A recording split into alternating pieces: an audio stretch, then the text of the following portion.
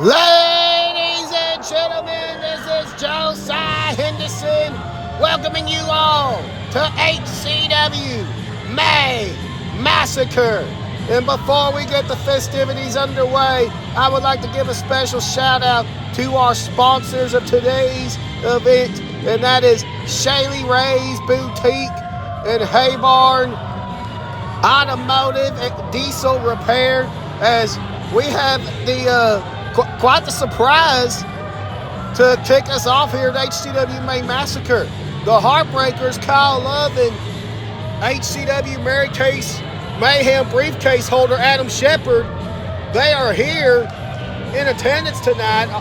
They're not scheduled for an official contest as far as I'm aware. I'm looking down my run sheet right now, and I do not see the Heartbreakers anywhere on here.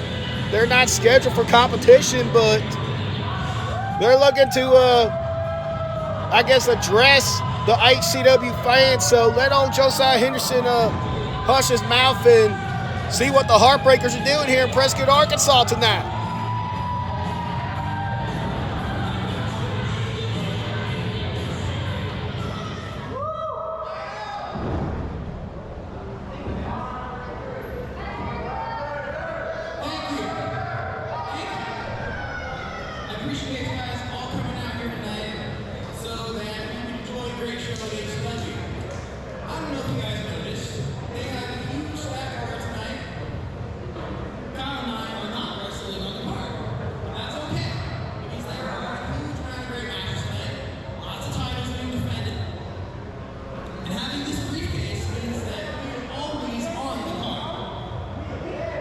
You can't keep the Heartbreakers out of Haybarn. Can't do that.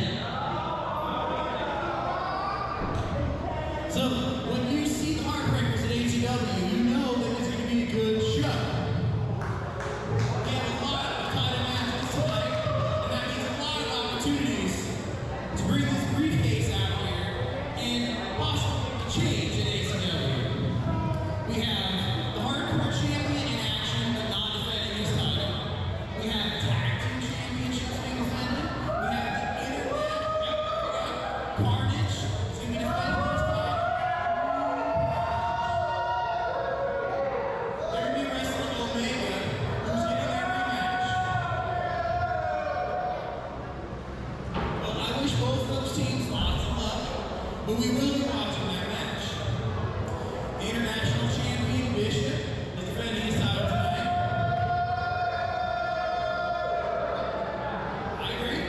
And Chris Preston is going to be in action in a triple threat.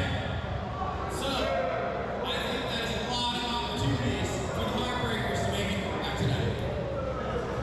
But no impact happens for us without you guys who came out here to support us. Thank you guys again for coming out, spending your time, spending your Saturday, spending with us. Enjoy the show. Check out the merch tables back there. They got lots of cool stuff. Get some concessions over there. And please try to have a good time. Cheer real loud. And let's kick some butt.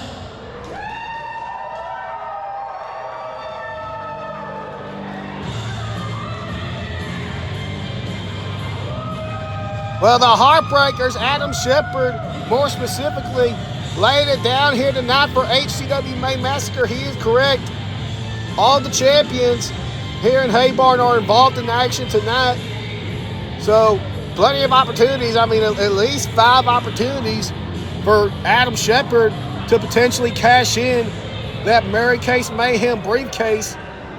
Even though the likes of Matthew DeLuna and Draven Murray are in action tonight, but not defending their championships, that still leaves an opening for Adam Shepard to maybe slide in and take home some gold here tonight at HCW Massacre. What shockwaves that would send throughout HCW if that was to happen. But ladies and gentlemen, we have our first scheduled matchup for tonight, and that is the Electric Sin making his way to the ring to face Carnage's Calyx Sunrise.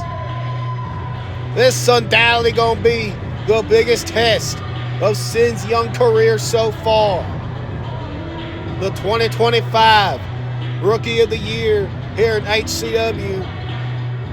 He's looking to springboard his momentum upwards. And when I say upwards, I mean upwards. Against the former HCW Mary Case briefcase holder from 2024. And also the former HCW heavyweight champion of the world, Keelix Sunrise, who has turned a new leaf here, if you will, in Haybarn Championship Wrestling for the worse, in my opinion, as he has aligned himself, forcibly or unwillingly or not. Keelix is now a member of Carnage, and there he is with Sandman and Bad Guy by his side. Keelix is here as a representative of Carnage, and he's looking to wreak havoc through HCW with this new attitude of his. It's so disheartening too, knowing Keelix Sunrise for a long time like I've had, seeing him here throughout Haybarn Championship Wrestling, seeing the things that he accomplished for himself here in HCW, and to see the road he is down on now, it's just disheartening. But I can't fully get frustrated with Keelix Sunrise because all of it is not his fault. That's the sad part about it. But I'll get more of those details here in a moment. Let's take it to Miss Sarah Sunshine for ring introductions.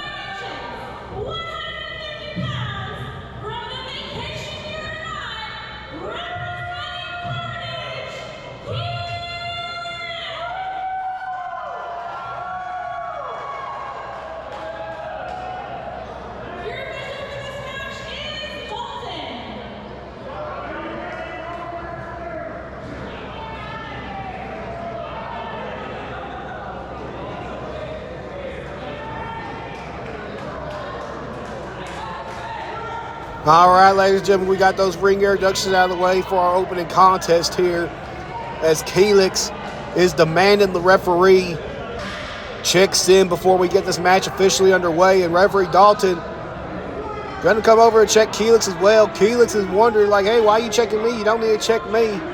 Well, he does.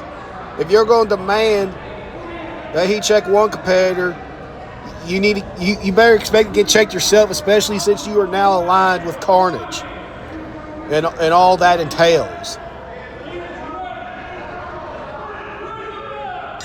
And there we go, ladies and gentlemen. Referee Dalton called for the bell in this matchup. Our opening contest for HCW May Massacre is underway, as Sin continuing his long-standing venture against Carnage, but this time adding a brand new chapter, a first ever meeting with Keelix Sunrise. As this is going to be the biggest test of Sin's career here so far in Haybarn Championship Wrestling. Just a little over a year ago, Sin made his debut in HCW. And it has been a year full of ups and downs, stops and starts for this young man. But can he turn all of that around here tonight with a victory over Keelix Sunrise, which would undoubtedly have to be one of the biggest upsets in Haybarn Championship Wrestling history if Sin was able to pull that off, which Sin knows something about pulling off upsets. Sending Keelix off the arm drag right there, trying to show his technical prowess here, as Keelix is claiming that his hair was pulled. But getting back earlier to what I was talking about Keelix Sunrise during the entrance, is that even though, yes, I am disgusted by his new alignment with Carnage, it's one of those things as, oh, Sin tried attacking the arm right there, tried to go back after the arm, but Keelix blocked it and just shoved him down.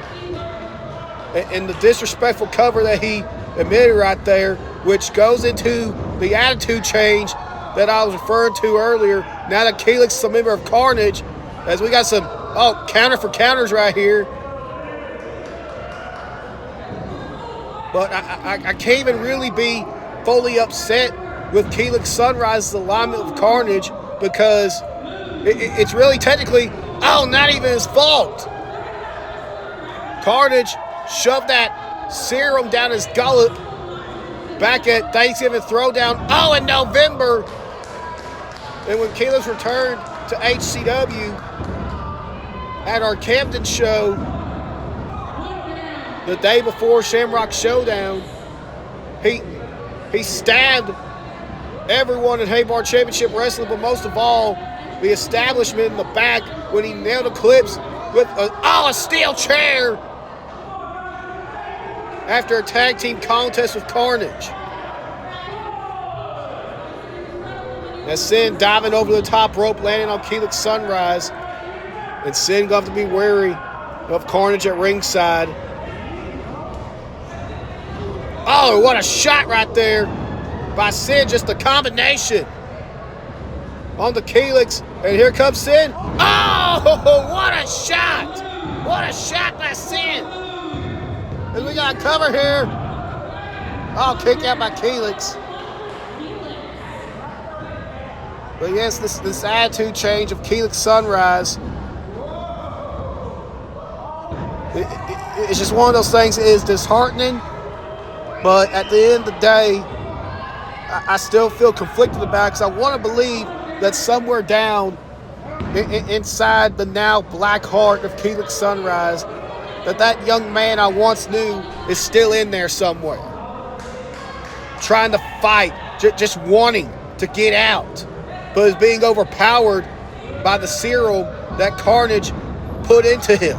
As Sin going for reversal. Reversal here. Reversal for reversal, I should say. But Keelix, that handspring back elbow into the face of Sin. We got covered. Sin kicking out. Just a 1 count for the former HCW heavyweight champion of the world. Which you have to imagine, with this new revigorated spirit of Keelix, that maybe this is going to be the edge that takes him back to the HCW World Heavyweight title. I mean, you got to think about Keelix's career ever since he lost the HCW World title at last year's May show, Cinco de Slamo, in that fatal 4-way contest with Chris Preston, Bishop, and the eventual winner of that matchup, Eclipse, who we will see later on tonight. But ever since then, Keelix's career has kind of been on the ups and downs, like I was talking about with Sin earlier. Sin, in his 1 year here at Haybarn Championship Wrestling, has had a up and down career. Well, ever since Keelix lost the world title, his career has been on an up or down trajectory.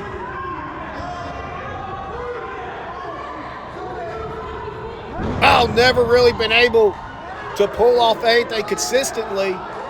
And then, of course, when Carnage put down that serum down Keelix's gullet in November, we didn't see Keelix for a long time here in HCW. And then, of course, when he came back, he had this new attitude about him, as he is going to look to raise all kinds of mayhem here in HCW. And as Carnage says, they're going to look to make everyone pay the Carnage way. That's exactly what Keelix was going to try to do, but Keelix got caught. He was a little too cocky right there. Was going to go for solar flare, but Sin coming from behind and drop kicking the rope. And oh, coming in with that elbow. As Caelix was trapped in the ropes. And Sid, could he pull it off here? Oh, Caelix kicked out. Caelix kicked out. Sid almost had him right there. Oh boy, old Josiah Henderson would have been jumping out of his seat in pure excitement and adulation for this youngster Sid. As like I said earlier, Sid, knows a lot about pulling off upsets. At the time when he won those contests, his previous wins over the likes of Dante Alfredo and El Jefe were some of the biggest upsets we had ever seen here in Haybarn Championship Wrestling.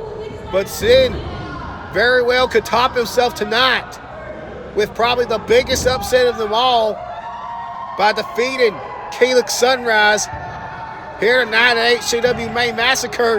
And he may be one step closer to doing so. As Sid, he's trying to be careful. We know his history with the top rope, but it's not always pleasant. As Sid, frog splash to Caelix. But Sid may have driven the air out of himself as well. But finally gets it to cover. Caelix. Too much time passed by. Too much time had passed by, and Caelix was able to regain himself enough to kick out that frog splash. Beautiful frog splash, though, by Sid. And it definitely would have gotten himself the win had Sid not taken the air out of himself with that maneuver. That's why they call high risk, ladies and gentlemen. Because not only are you at risk of missing the move and ultimately crashing and burning, but even if you hit the move, as example, with a frog splash, there's always that chance that you knock the air out of yourself and you're not able to capitalize. And that's exactly what happened to Sid right there, as both men fighting to get to their feet here. But most importantly of all, to gain the advantage over the other one. Sid. Beautiful strike combination right there by Sid. But Caelix, Sid blocked it. And Sid trying to stay in this one, folks. And come on. Interference from the outside. And German suplex by Caelix. Sandman grabbed the leg. And that distraction was enough for Caelix to get back on top in this matchup, and he's crawling to the cover. And Sid got the shoulder up. Again, too much time. This time from Caelix, taunting just a little too much, talking just a little too much trash. He did not go straight to the cover, and it cost him right there. As Caelix now looking to set Sid up, and Sid! Sid caught him, rolled him up from the second rope, and Caelix kicked out. Caelix again. Too much trash talking and almost cost him again. That's the second time Sid has countered the solar flare. But Sid has taken a beating throughout this matchup, not able to capitalize on the situation as Caelix, back on top. And Caelix, he's bringing some extra stank on them shots, as he almost got embarrassed by Sid right there.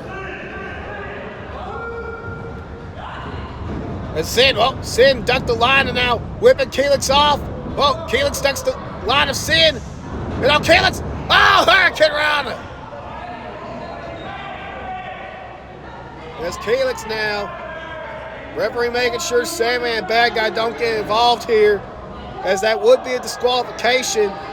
That would be right in front of the referee this time, unlike when Sandman grabbed the leg. And Caelix lining up the chest of his opponent. And driving him face first to the apron right there. As Caelix is making sure or at least trying to anyway. As Sin trying to get back in this matchup. It's just back and forth here. Oh, on the outside. As Sin getting rolled back in the ring. But wait a minute, here comes Sin. Full head statement. Oh, Calyx with that knee. Pop-up knee right there to Sin. And Calyx now gonna try to signal for the end one more time, but Sin. Oh, Sin caught him. Pulled him in, and what a head kick right there. What a head kick by Sin. And cover. Ah, but Calyx too close. Too close to the ropes. Sin did not drag Calyx away from the ropes, and it may have cost him right there. As this matchup is still going.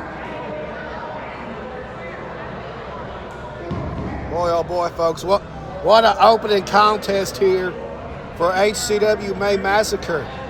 What many people would have considered a dream match, and still do, albeit we wish we had it under different circumstances. I wish we had this matchup where, it was just mano a mano, may the best man win.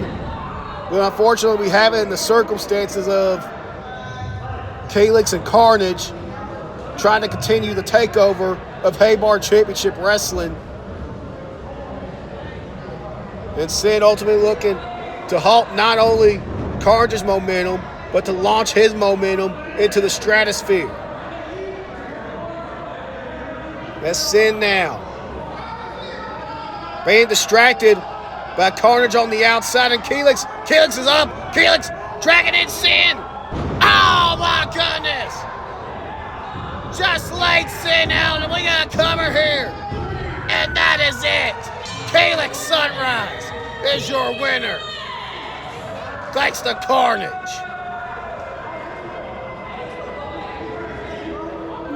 And chalk it up however you want to, ladies and gentlemen. At the end of the day, when people look at the record books and they look at this show specifically and they look at HCW May Massacre, all they're going to see is that Calyx Sunrise defeated Sin tonight, and that there's a W next to Calyx's name in the win column. They're not going to look at the fact that Carnage helped Calyx get there. And now, speaking of Carnage, they're going to look to make Sin pay the Carnage way, as they are lining Sin up. They are holding him up for Calyx. Where are they looking? Solar flare to Sin. Laying him out. Is it not enough that Calyx won the match? They got to do all this too? That is completely uncalled for. We got to get some more referees out here, some security. Oh, there's some help right there. The Heartbreakers and a couple of steel chairs running off Carnage.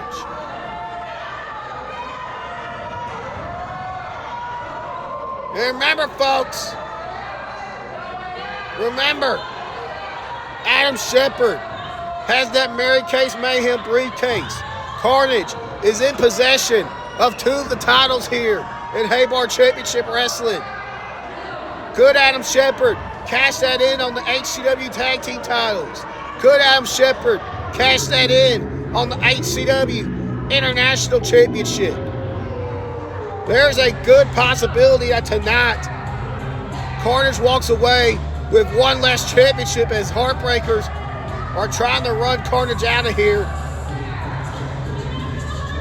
As they are, as everyone else here at Haybarn Championship Wrestling is sick of the constant assaults by Carnage, especially when they have the numbers in their advantage.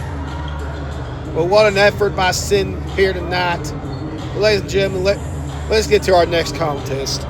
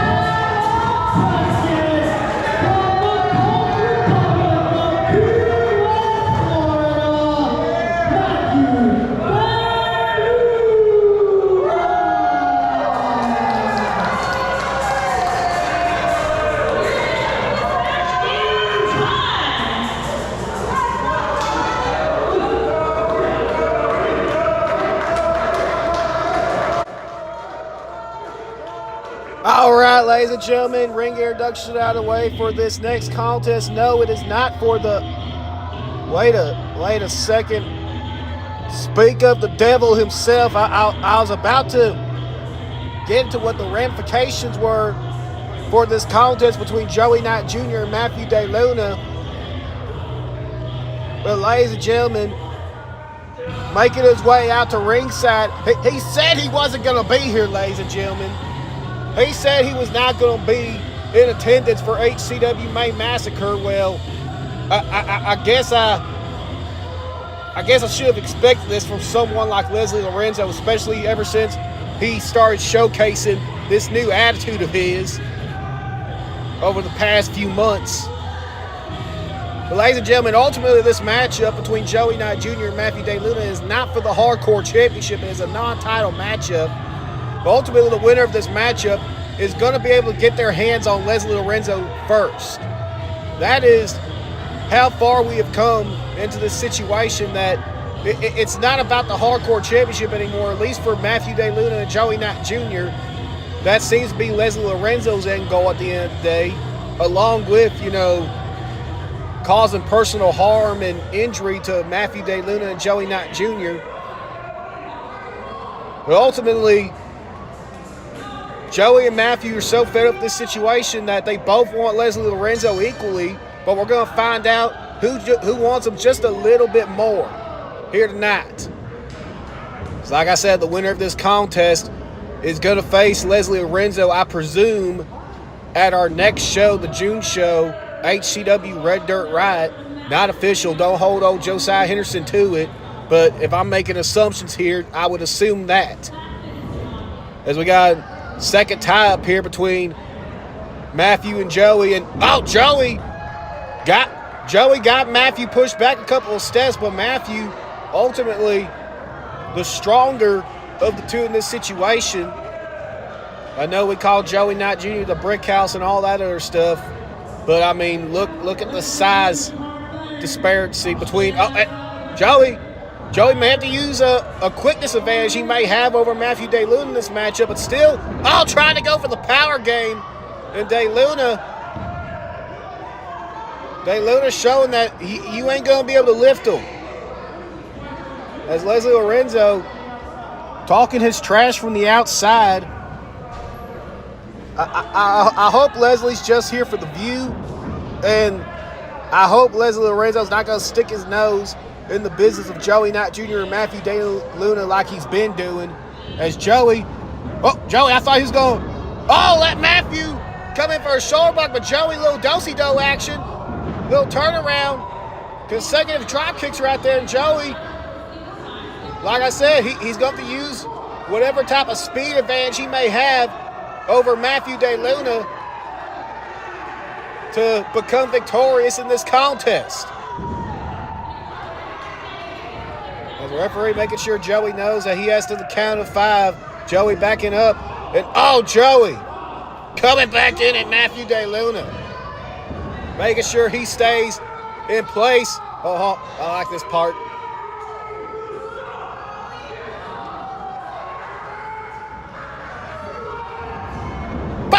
Spirit splash by Joey Knight Jr. But Matthew DeLuna still standing. And Joey now going to attack that big base of Matthew DeLuna to try to get him down. It's going to take a lot for Joey. Finally, Matthew DeLuna goes down to a knee. And coming in with the drop kick. Finally, Matthew DeLuna goes down. We got cover here. But DeLuna too close to the ropes. And now it's just bad luck, bad placement for Joey Knight Jr. And Joey looking to wear down Matthew DeLuna. Now that he has Matthew DeLuna grounded. Driving some elbows into the chest of Matthew DeLuna. Now once again going back to that chin lock. Senior official Todd is right there to see if Matthew DeLuna gives up, and Matthew's saying no, and Joey, I think Joey's going to elbow Matthew DeLuna until he submits. Not the worst strategy I would have ever seen or heard of. And Joey with just those rapid fire style elbows in the chest of Matthew DeLuna, back into the cover. And DeLuna once again going to the safety of the bottom rope to save him in this contest. Maybe the edge of insanity for Joey Knight Jr., and I wouldn't blame him for this situation driving him to that point of insanity.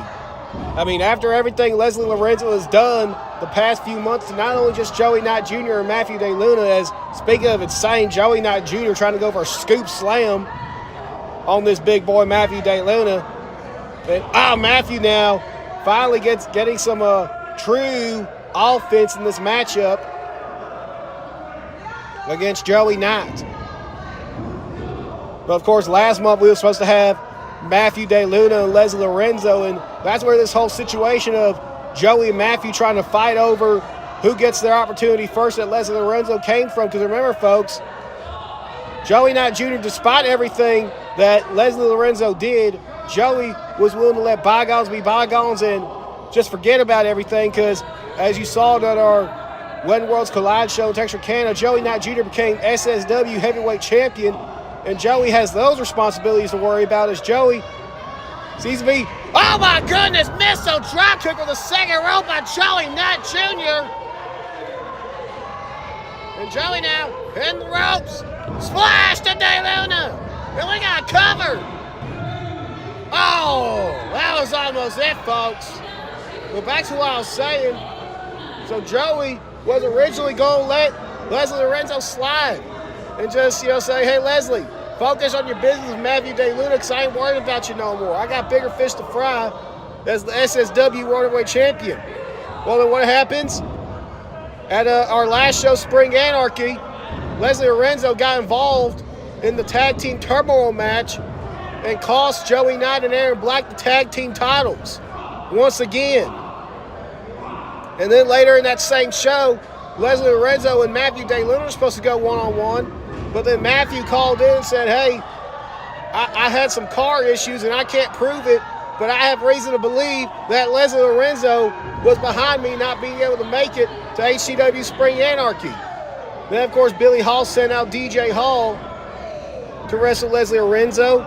Leslie got the victory that night, attacked DJ Hall after the matchup, and Joey Knight Jr. came out. And that, of course, started a big brawl that caused nearly the entire locker room to come out and separate it, which has now led to this situation of Matthew wants to get the match he was supposed to have last month at HCW Spring Anarchy as, oh my goodness, DeLuna, he's got Joey Knight Jr. up on his shoulders. Oh! Big ending right there by Matthew DeLuna, and that could be the ending of this contest if maybe Matthew DeLuna gets his match that he was supposed to get last month. But DeLuna not going for the cover.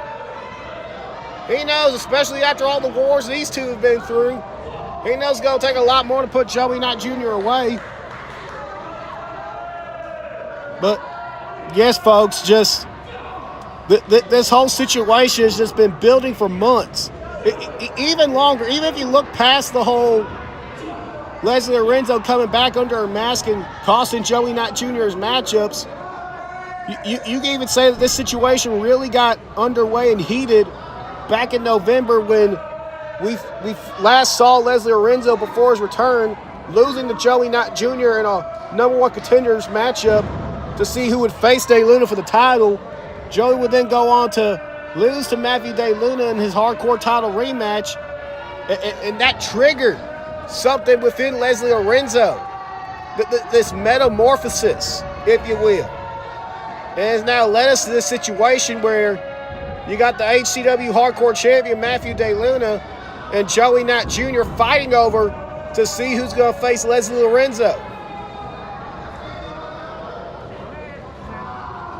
This has ended up becoming one of, if not the biggest talking point all throughout Haybarn Championship Wrestling. So after all, we've seen the wars that all three of these men have gone through, whether it's Joey Knight Jr. versus Matthew DeLuna, or Matthew DeLuna versus Leslie Lorenzo, or Joey Knight Jr. versus Leslie Lorenzo. We've seen the brutality that all three of these men have brought together towards each other in one-on-one competition. Oh, as Matthew DeLuna just squashing Joey Knight Jr. in the corner. So obviously a situation like this, spilling over the way it has, is going to get people talking as DeLuna, oh, bringing in the train. And just squashing Joey Knight Jr. in the corner. And Leslie reading Matthew DeLuna the riot act. And Leslie, oh! Leslie assaulting DeLuna. Referee didn't see a thing. He was dealing with Joey Knight, making sure Joey could continue the matchup, and he didn't see a thing. Leslie Lorenzo getting his cheap shots in when he can. And here comes DeLuna. Oh, but that was enough time for Joey Knight Jr. to recover. And Joey, oh, flying elbow from the second row. And down goes DeLuna. And Joey now getting back in this one, folks. He's got the crowd here in Prescott, Arkansas on his side. I think the crowd wants to see Joey Knight Jr. and Leslie Lorenzo one more time. We got a cover here. Oh, and DeLuna. Just enough time had passed by for DeLuna to kick out. And Joey now, I think he's signaling for the end here, folks. He's calling for DeLuna to get up. But DeLuna struggling. And Joey. Oh my goodness, Joey. Joey mocking a certain member of the DeLuna clan, and he's sizing up for a spear. Oh, DeLuna! DeLuna caught him! Joey got a little too arrogant. Joey wanted to mock Matthew and signal an old foe. The man who put the hardcore title in Matthew DeLuna's lap in the first place back in September. Wait a minute, Leslie. Referee's checking on Matthew and Leslie now, taking his shots on Joey Knight Jr. While the referee is making sure DeLuna's okay, Leslie Lorenzo pulled Joey Knight Jr. to the outside and started taking his shots. And just like I thought, I'm not surprised one bit, but just like I thought, Leslie Lorenzo isn't out here just to scout the competition, ladies and gentlemen. He's out here to make sure that whoever wins this matchup isn't going to go into their contest 100%. And Joey refusing the help from Matthew DeLuna, very uncharacteristic. I guess Matthew truly does mean when he said he was trying to turn over a new leaf. Joey isn't fully buying it, though. As Joey, Hangman and DeLuna on the top rope, and now Joey bringing in those forearm shots to Matthew DeLuna. No, kick to the gut. Wait, Leslie's got a microphone, but impaler DDT. But this could be it, folks. But Joey, don't worry about Leslie, Joey. Go in the cover. Don't worry about Leslie. Leslie, get your cheetah pet looking self off the apron. Leslie calls it the distraction. But Joey, there you go, Joey. Get back focus. Pulling DeLuna away. 1, 2, and you no good, you slob ball. Leslie Lorenzo putting Matthew DeLuna's foot on the rope, saving this matchup. And I can guarantee you, he didn't save this matchup for Matthew DeLuna. He saved it for his best interest to make sure, like I said earlier, whoever wins this matchup is going to go into bad shape. And then this jackal still talking on the microphone.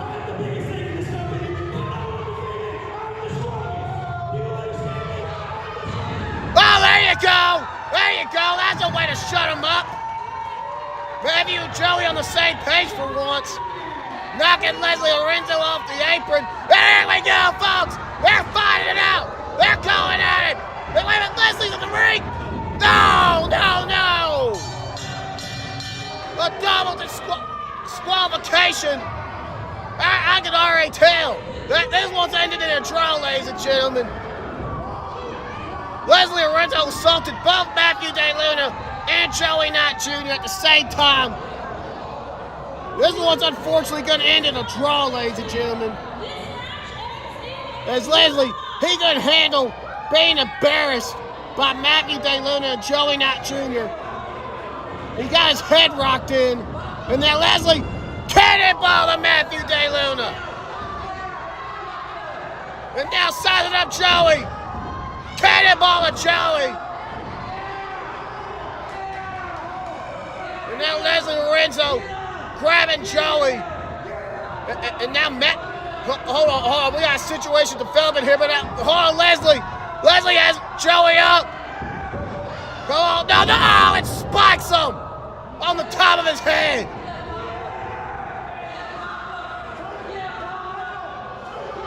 Slim, get out of there, buddy. I know you want to check on your son and stand up for your son, but this ain't the spot for you, man. You gotta get out of there, man. Slim talking trash to shove Leslie. Oh, Leslie, you piece of human garbage. What the hell was that for? Oh, you rotten son of a... Oh! Leslie Lorenzo, body checking, assaulting Matthew DeLuna's father. That man is not an in-ring competitor. He's a manager. He's a ring announcer. And Leslie Lorenzo just assaulted him.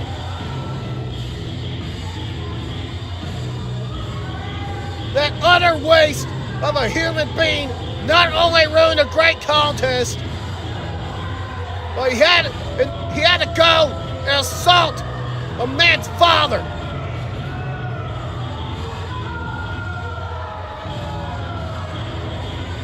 Leslie Lorenzo, whatever you have coming to you, young man, you deserve 110% of it.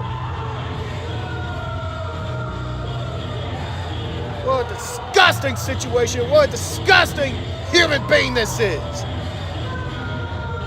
If I had any hope that the old Leslie Lorenzo would maybe still be in there, I just lost every single bit of it. Thank God he's away now. And we can focus on, I'm sorry for getting hot, ladies and gentlemen, but that was completely uncalled for. As now we're getting the proper attention for Slim. Hopefully Slim is okay.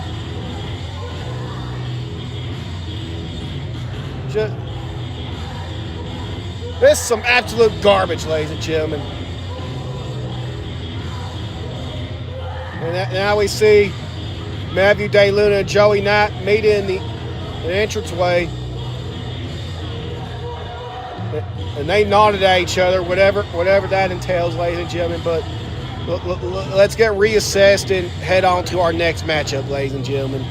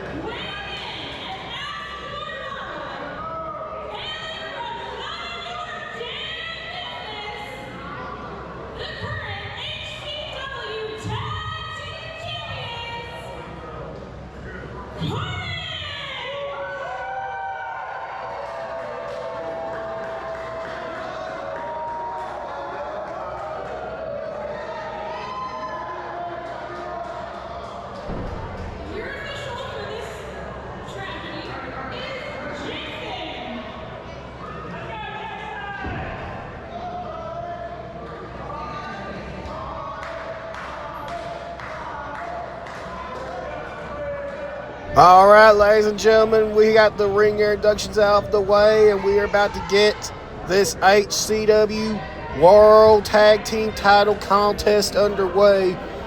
As referee, he is checking both Omega and the members of Carnage, being represented this time around by the Sandman Damian Gray and Black Savage.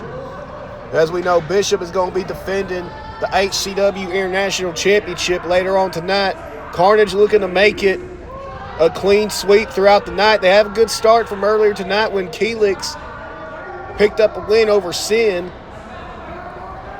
And now Sandman and Black Savage looking to retain their HCW Tag Team titles against Nate Hammer and Gunnar Grayson of Omega, who seem to be in troubled waters as of late, their relationship with one another. Ever since losing the HCW Tag Team titles last month at HCW Spring Anarchy, and Nate Hammer getting tagged in, blind tagged by Gunnar Grayson. So it'll be Nate Hammer starting off with the Sandman, Damian Gray. And remember, folks, last month in Tag Team Turmoil, Omega started Tag Team Turmoil. They were eliminated from the matchup by the Establishment, and then the Establishment would then go on to be eliminated by Black Savage and Bishop of Carnage. As Sandman is on the offensive here, Gunnar Grayson being checked by his lady at ringside. who he has made addition to this ensemble cast of Omega. But Nate Hammer now, oh, Nate Hammer coming in full head of steam right there, but missed. That Sandman trying to, smart strategy by Sandman right there in the early goings. Yeah, it's early in the matchup, but you never know. An impact like that, going chest versus a buckle, that may take all the breath out of you where you couldn't kick out. As now we got Black Savage in the ring.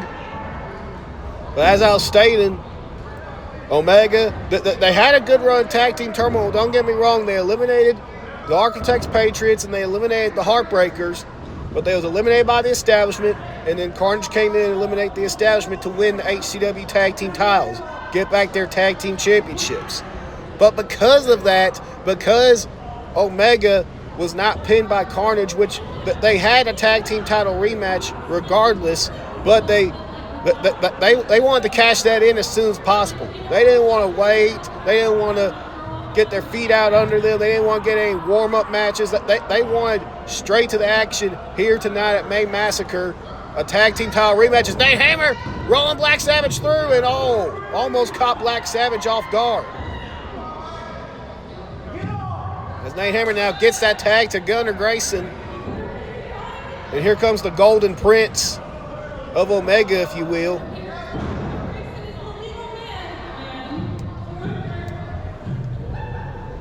But it'll definitely be interesting to see the developments of Omega throughout this matchup. As we saw last month, there's a little spark in Nate Hammer. A spark we haven't seen in quite some time here in Haybarn Championship Wrestling. Of course, I'm alluded to old Diesel Dog. And we saw glimpses of that. We saw sparks of that in Tag Team Turmoil last month. And Nate Hammer got a chewing out from Gunnar Grayson about that.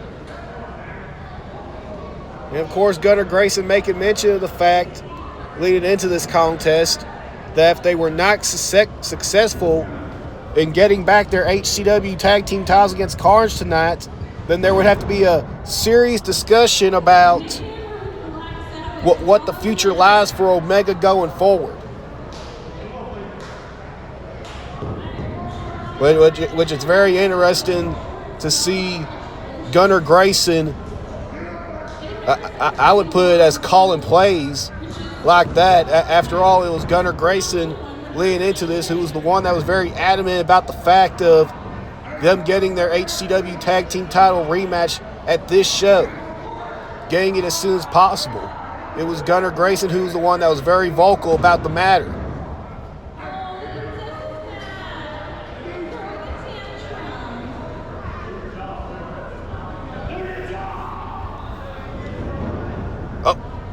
But this thing between Carnage and Omega, it's been going on for the past few months here in Haybarn Championship Wrestling. All started back in January. Oh, a Sandman bull rushing Gunnar Grayson and Nate Hammer off the tag. Not the smartest strategy in the world. He's getting jumped 2-on-1 now by Omega.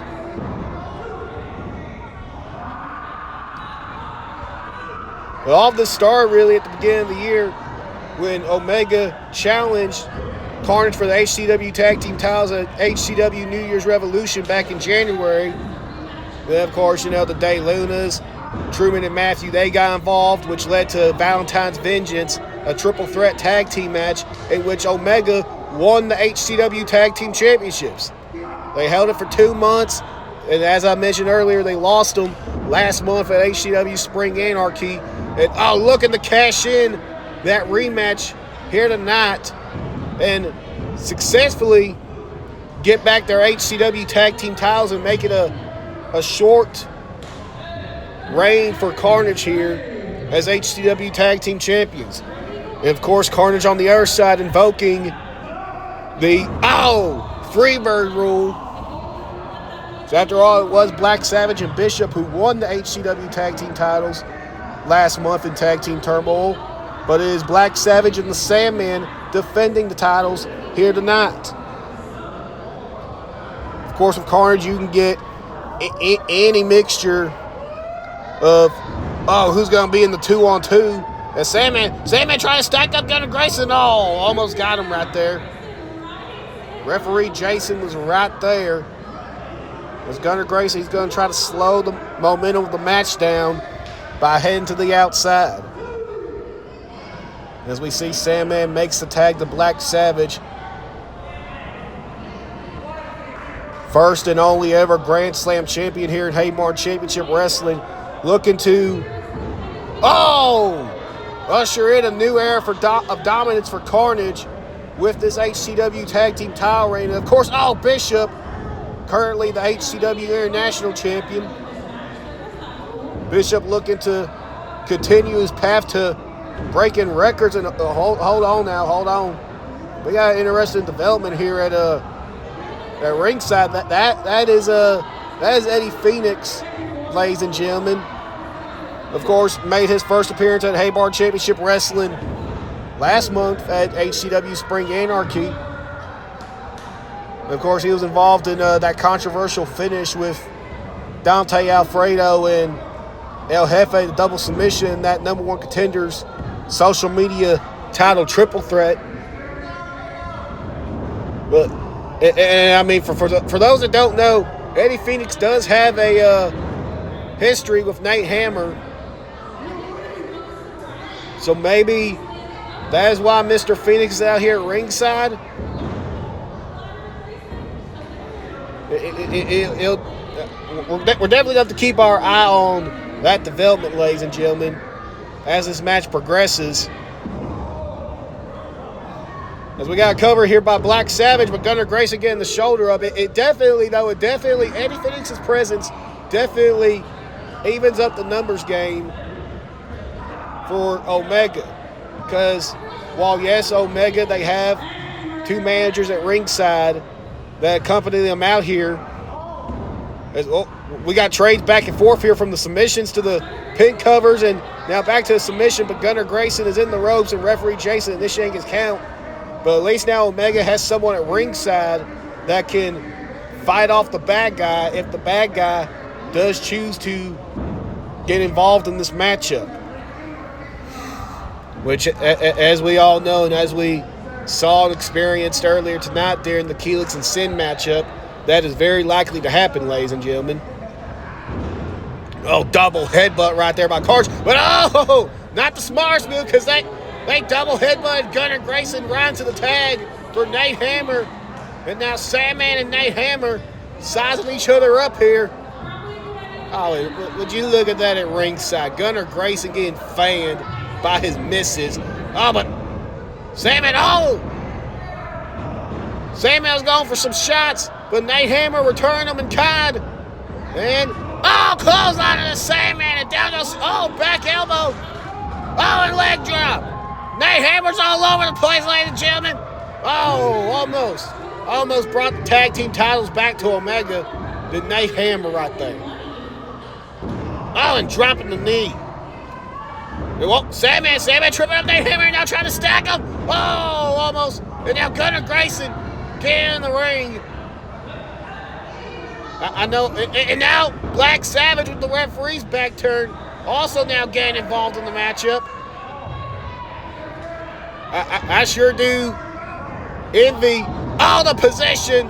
I do not envy, as I should say.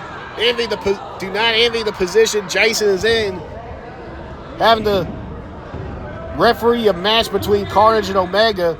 As we saw right there, both teams do not mind going low. They do not mind playing dirty.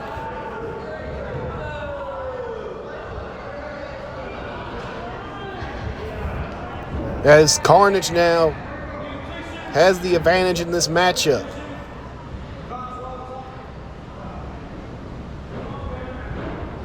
Sandman Savage looking to keep Nate Hammer isolated. They got their man in the ring. And Carnage, being the tag team veterans that they are, most HCW tag team title reigns in history. Longest HCW tag team title reign in history. And I imagine, I don't have it confirmed in front of my notes with me, ladies and gentlemen, but I imagine if we looked at combined days as HCW Tag Team Champions, Carnage would have that as well. So when you look at HCW and you look at Carnage, you have to say that tag team dominance is on their side. But Nate Hammer was looking for the tag, ladies and gentlemen, but Gunnar Grayson was not on the apron. Gunnar Grayson was too busy getting fanned and trying to take his break. And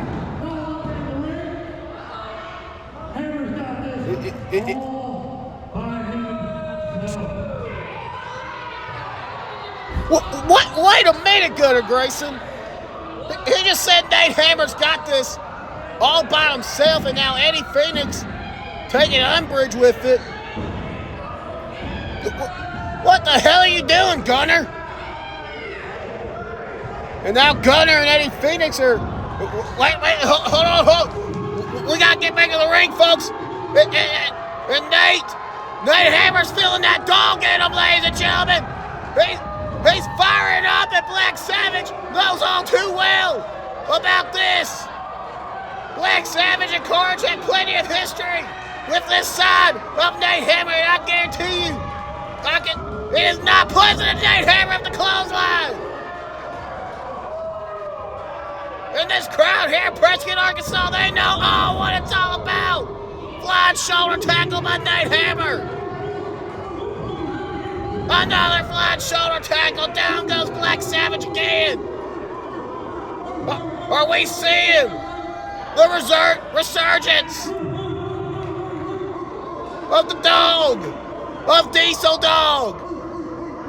And Nate, dropping. Black Savage face first on the knee. Wait a minute. I think Gunner's seen enough of the dog. Gunner now berating Nate Hammer. Wait a minute. Black Savage rolling up Gunner. That's it, folks. Gunner spent too much time barking at Nate Hammer. And Gunner got rolled up. Carnage retained the HCW Tag Team titles. But I think the bigger story here is what's going on with Omega right now. At first, Gunner said, hey, Nate's got this by himself. When Nate started feeling that dog in him, Gunner, wait a minute. Both these men getting a shoving contest. Oh, buddy. I think tippers are about to bolt. Wait, hold on, Eddie Phoenix. This is Omega. Okay, listen. We don't skip to the other level, okay? This is Omega team. I don't know what your deal is, but you need to figure it out, man. You said I'm not Omega? Okay, I'm not Omega. But we're a team. We've been together a long time. Now, focus.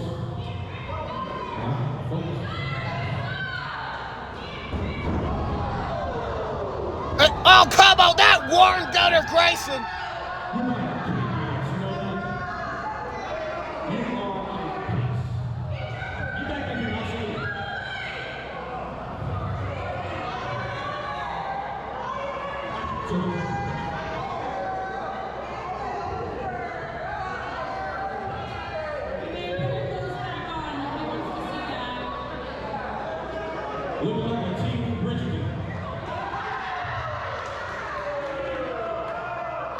You got your receipt from Dollar General, take that stuff back, you piece of trash. And by the way, I think we all agree that that's the only fan you got, boy.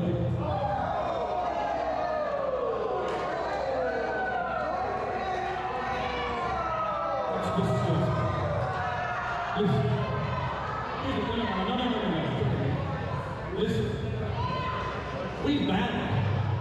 We've been up and down the road before. You're one of my toughest opponents. Even though I beat you, everything I was standing here there. There's something that you're doing past. And I think it's time. I think these people know it's time because they've been doing it all night long when they're out here. Something like a bark sound.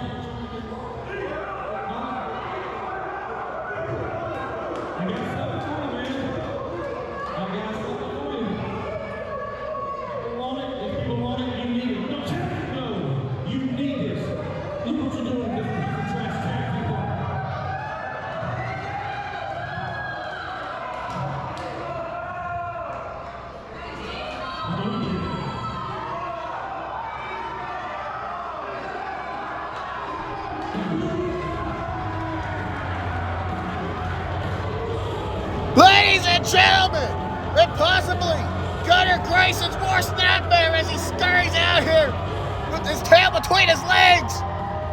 But ladies and gentlemen, the crowd here in Prescott, Arkansas has just blown the roof off the place. Diesel Dog is back in Haybarn Championship Wrestling. The dog has awoken. The former two-time heavyweight champion, the former hardcore champion. He's got his groove back. He's got his mojo back.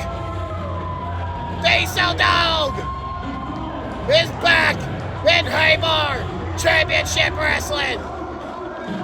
Oh, baby, we are about to be on the ride of a lifetime here at HCW.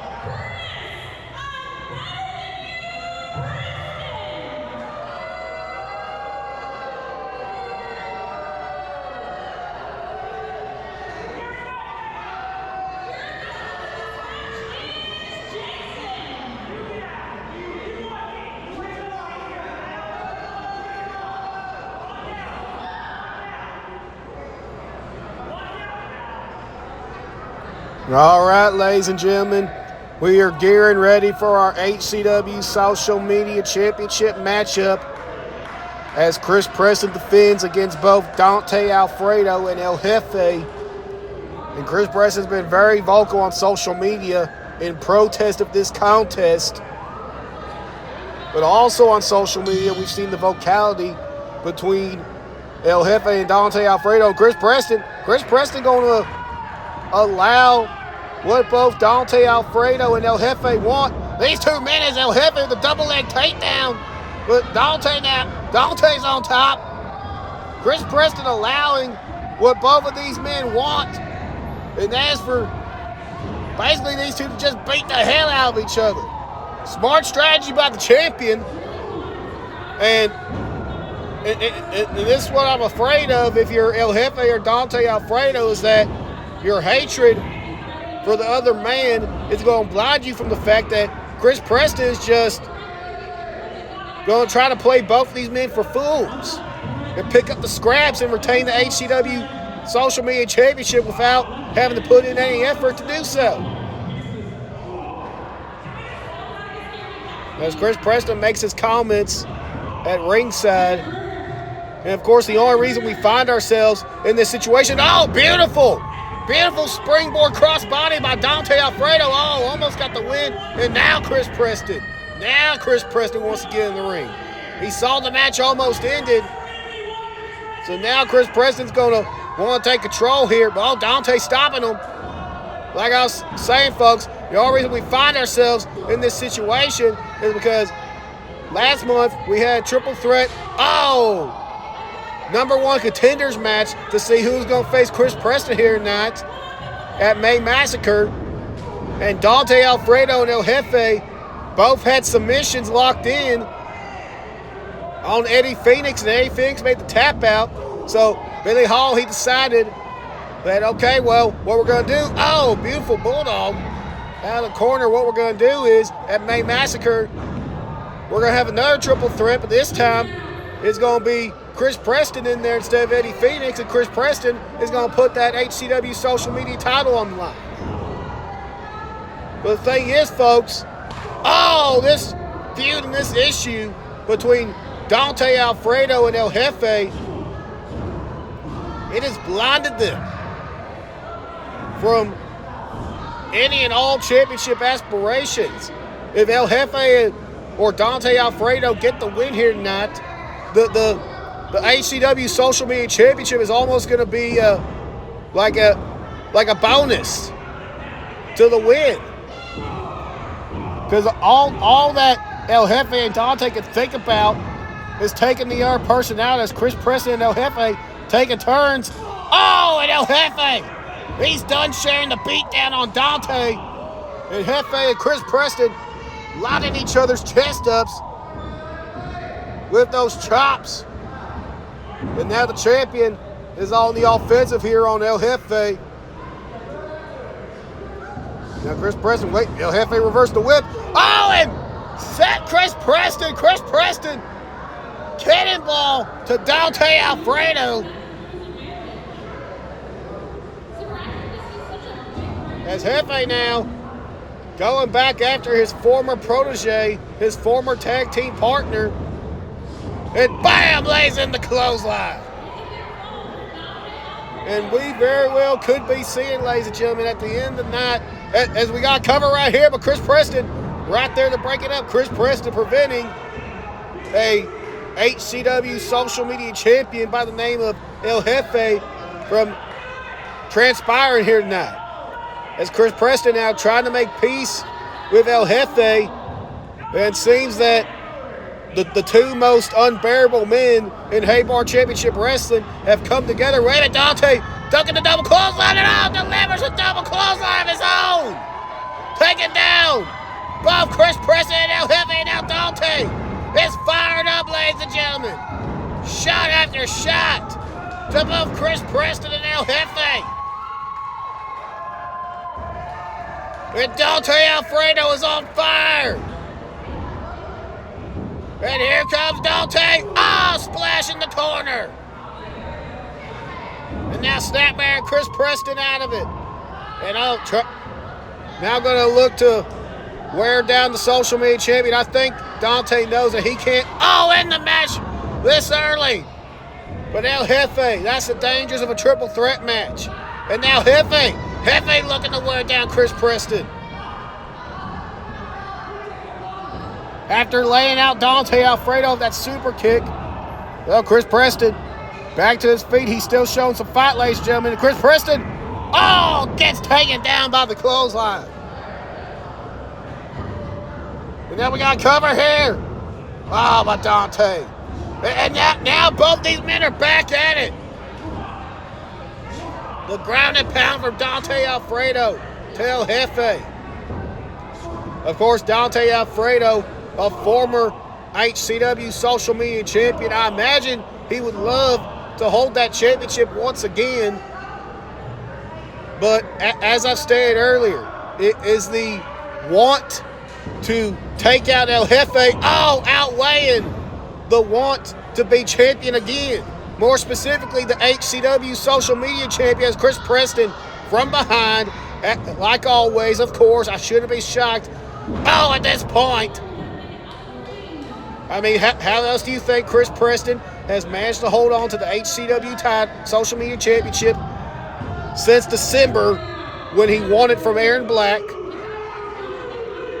Chris Preston has always either taken advantage of a situation that other people have made for him, or he's made his own situations and taken the cheap way out. And that's not shocking.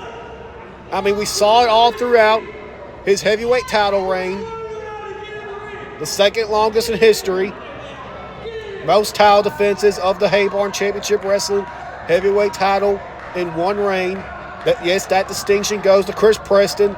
As insufferable as he is and as unbearable as he is, I can't discredit the accomplishments, but what I will,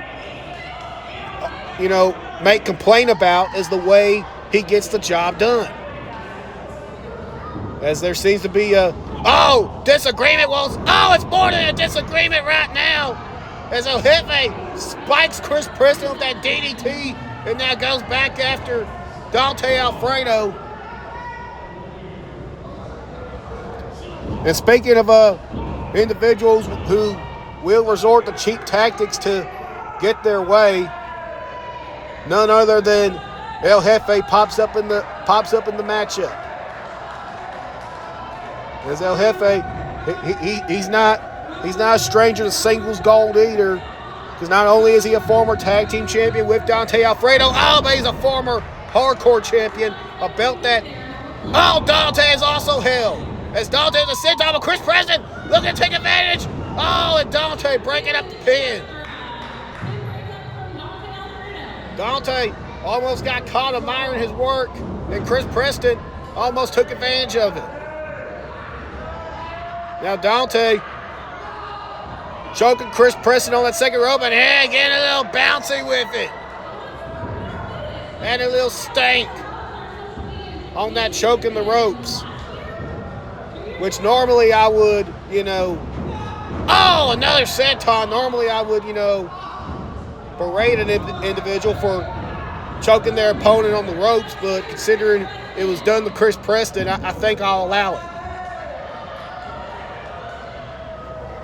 Which, of course, it has to be allowed. This is a triple threat contest, so there are no disqualifications and no countouts in a triple threat contest, so really anything goes in this contest. So Chris Preston, he can be as upfront as he wants to with his cheap tactics. And, oh my God, what on earth? Chris Preston! I've never in my life seen Chris Preston pull off a maneuver like that. Where did that come from? And again, I've never discredited the abilities of Chris Preston. I've just always hated the way he's presented himself and gone about winning his matches. But as we saw right there, you cannot discredit the veteran's talent. As him and El Jefe are going, chop for chop right now in the corner.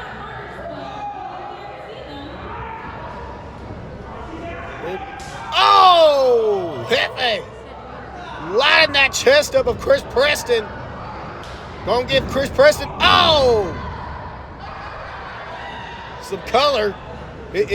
Chris Preston gonna look tan for once in his life once El Jefe gets done with him. But Dante now has Chris in the corner. And it's gonna be Dante's turn.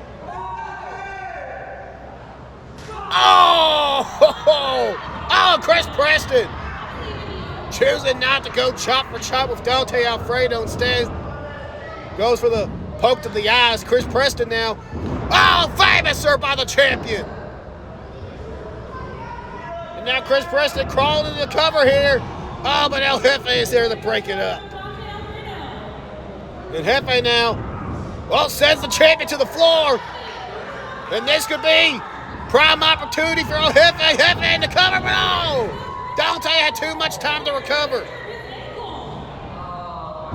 Jefe was looking to sneak one out right there against Dante Alfredo. Wait a minute, Dante reversing the Irish whip. There goes Jefe. Black hole slam to Jefe. Cover. We were so close to a new social media champion, and Dante now saying that's it. Going to the second rope. And nails him with the splash. And Dante, Chris Preston from behind. Dumps Dante to the floor. Chris Preston. No! Chris Preston steals another one.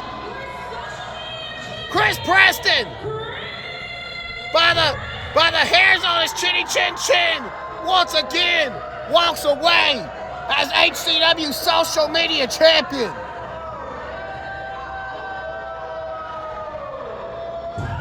Chris Preston once again has barely survived, like I said earlier, just constantly taking advantage of situations that either other people present to him or using his dirty tactics. Well, he took advantage of a situation that someone presented to him, someone gifted to him. Dante Alfredo had that match won. He dealt the finishing blow to El Jefe, but Chris Preston took advantage, dumped Dante to the floor, and got the 3 count. As Chris Preston is still your HCW social media champion. But I got a feeling, ladies and gentlemen, that this issue between Dante Alfredo and El Jefe is far from over. I got a sneaky suspicion in my gut about that, ladies and gentlemen. But the major story here in this matchup is that Chris Preston is still your HCW social media champion. Continues his reign of dominance as, wait a minute.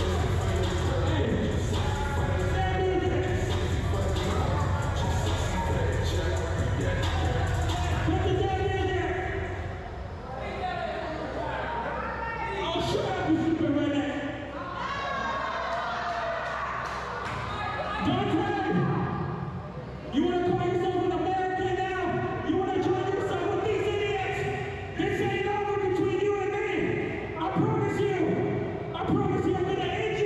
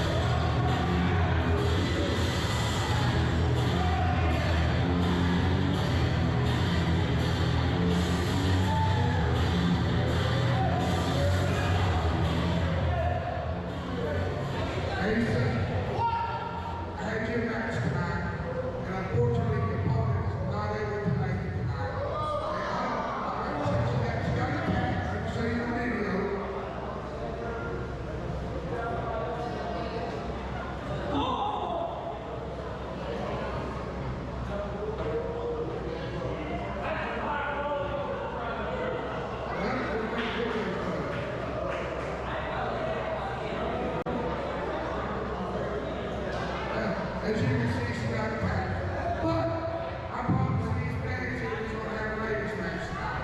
So I'm down to another opponent. And so here's your opponent, Sonny.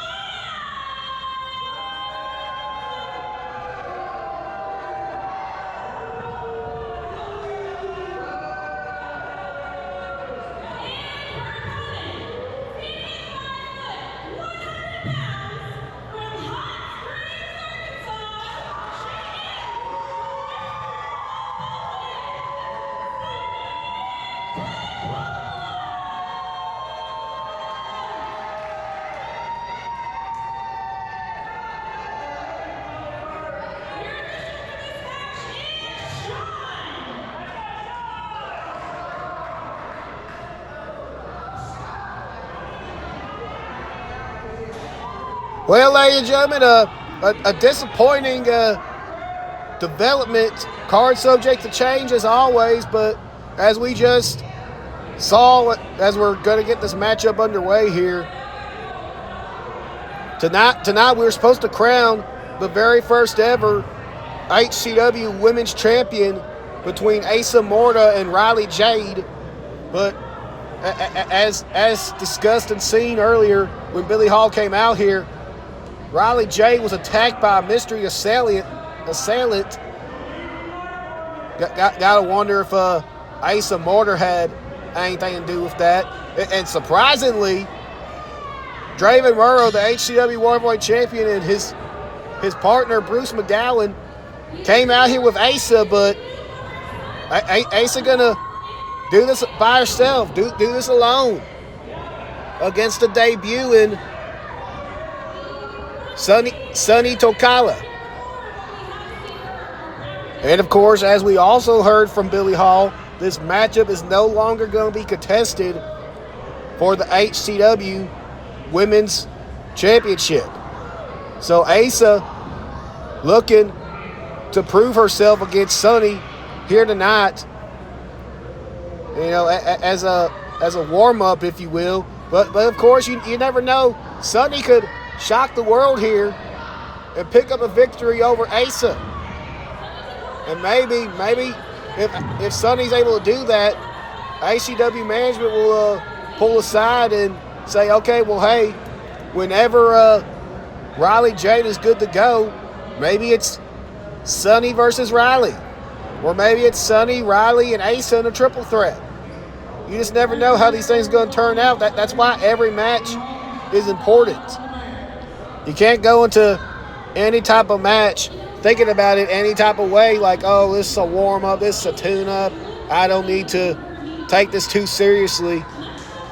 And that is not the predicament Asa can afford to find herself in as she faces Sunny here tonight.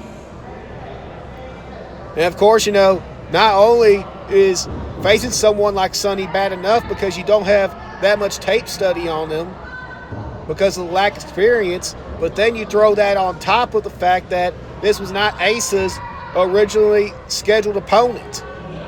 So not only did she have a surprise opponent here tonight thrown at her, within the last couple of minutes before the match start, but it's an opponent that there was no way of her having any sort of tape study over. And sometimes in professional wrestling, you get a mystery opponent, as we saw last month at HCW Spring Anarchy when Leslie Lorenzo got a wrench thrown in his plans and had to face DJ Hall as a surprise. Well, there's plenty of footage on DJ Hall. Leslie Lorenzo's faced DJ Hall before. So even though it was a surprise to Leslie Lorenzo, he was able to regroup and pick up a win that night. But this is not the same situation that Asa Morta finds herself in. Because like I stated, there is not very much footage to go off of for old Sunny. As Sunny now looking to make Asa submit. Can she do it? Can Sunny pick up the win right here and make Asa tap out? What a newsworthy event that would be here at HCW Main Massacre, on top of all the other newsworthy items we've had come out of this event so far. It feels like every match we've had tonight, just something that you could plaster on the front of the magazine has happened. And Sunny is looking to have another one of those moments here in this matchup. Her first time here wrestling at HCW, to pick up a win over Asa Morta. And Asa trying to get Sunny up for a suplex, but Sunny trying to fight back here. But Asa hooked that leg and got Sunny over. As this matchup has mostly been Asa here. And now going into the cover. Oh, Sunny got the shoulder up. As Asa now looking to continue. Oh my goodness. Just stretching Sunny out. Oh, this has to be painful, ladies and gentlemen. Wait a minute, Sunny. Rolled her up. Oh, almost got her. Asa had to let go of the submission. She confirmed to the referee that it was only a 2 count. Oh, Asa, what an embarrassment that would have been on Asa. Asa would have had big egg on her face if Sunny would have caught her by surprise right there. And now Sunny trying to get, oh, wait a minute, Asa reversing now. Asa with the pity predicament, but Sunny, they're giving referee Sean a workout here. Sean checking for the shoulders. Now it's down. And now Asa back on top. Referee Sean, he's checking for them shoulders. This is just a fight for survival right now for Sunny. She's trying to get a quick one over on Asa. Back and forth they go. But Asa, I feel like Asa may be done playing the games with Sunny. She's got Sunny. And what's Asa looking to do here? Asa gonna try to make Sunny submit. Oh! But Lex, she didn't get the submission she was looking for, so she just dropped her reverse DT. But oh, Sunny got the shoulder up. And the frustration may have to be beginning to fester within Asa Morta. I mean, you think about how experienced Asa is, especially in comparison to someone like Sunny. And the fact that Asa has not put her away yet may begin to Asa. But damn it, Asa, back to the submission game. But Sunny pushing that weight, trying to get the shoulders down. Shauna's right there. But Asa, wait a minute, no, I was about to say Asa's too much, but Sunny, reverse it now, Sunny. Crank ass submission of her own. As these two just been exchanging, wait a minute. Sunny's got the foot on the rope. Asa has to break it. This portion of the matchup has been reversal city, hold for hold. They're giving referee Sean a workout, I'll tell you that much.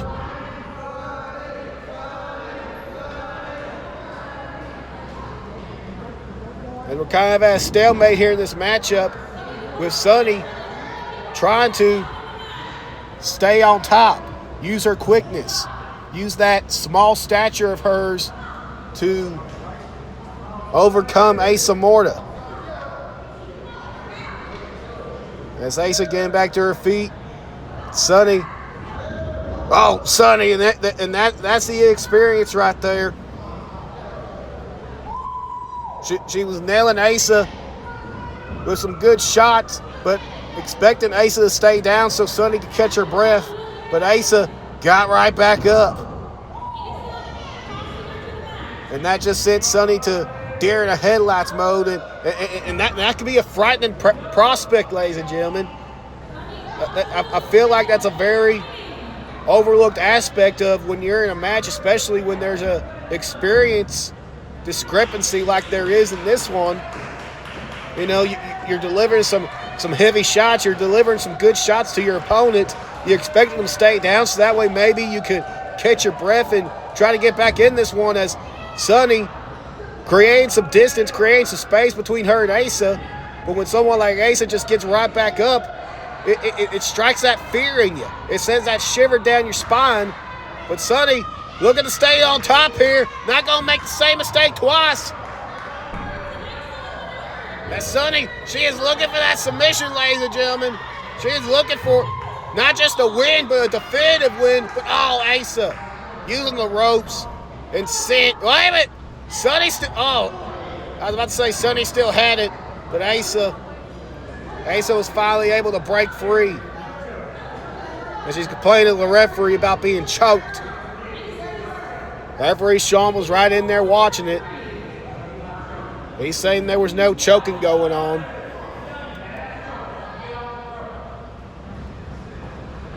As Asa now, she's got Sunny. And Asa picking her back up.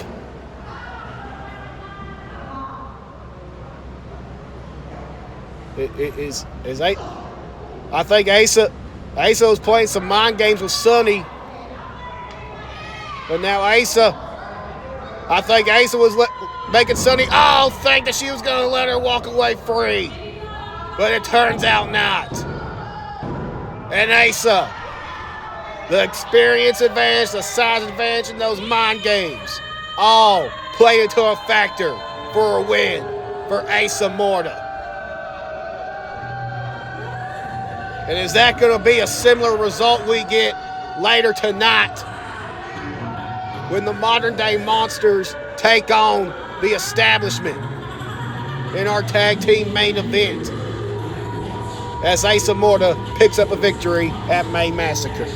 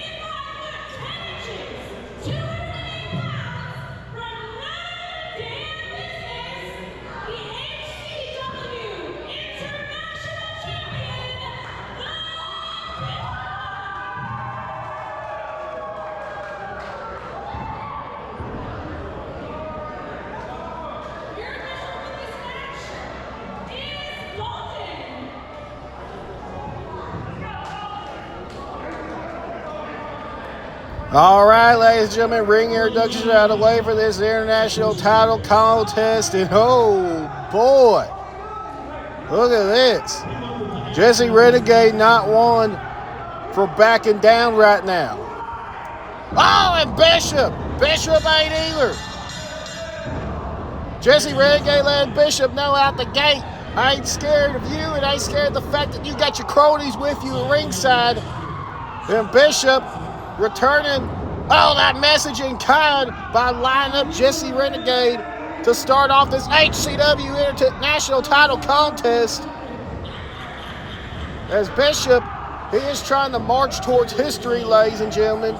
Bishop, he is ever so close to becoming the longest reigning HCW International Champion in HCW history, which would line up another record for carnage here in Haybarn Championship Wrestling. Black Savage holds the distinction for being the longest reigning HCW social media champion in history. Carnage, they have the most tag team title reigns in HCW history. With 5. And Bishop, if he can retain, if he can get past Jesse Renegade here tonight, he will become the longest reigning HCW International Champion in history. He will surpass Aaron Storm, who is at 245 days, the longest reigning HCW champion of all time. Currently, Bishop is at day 238 here tonight at HCW May Massacre.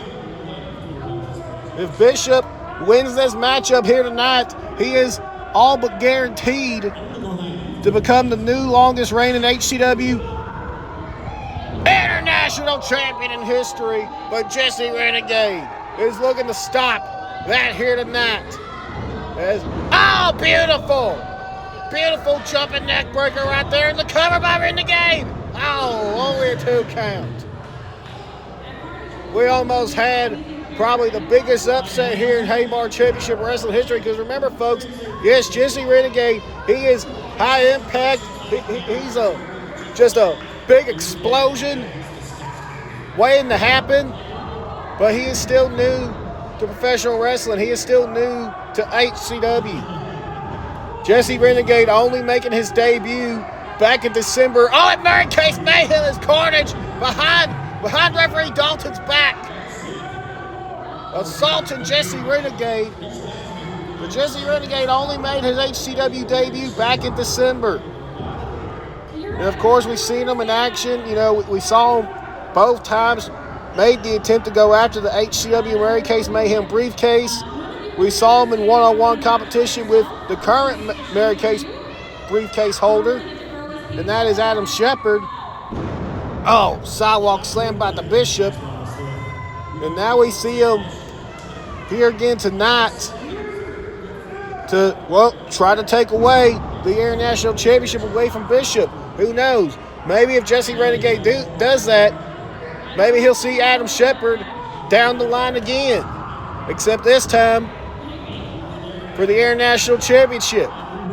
But that is a distinct possibility, ladies and gentlemen, if Adam Shepard chooses to make that his path. With the briefcase. But this match is not about Adam Shepard. This match is about Bishop lining up Jesse Renegade's chest with them chops.